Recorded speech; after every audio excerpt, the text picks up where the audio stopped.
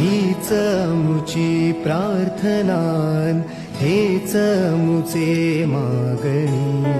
हीच मुची प्रार्थनान, हेच मुचे मागणी. माणसाने माणसाशी माणसासम वागणे.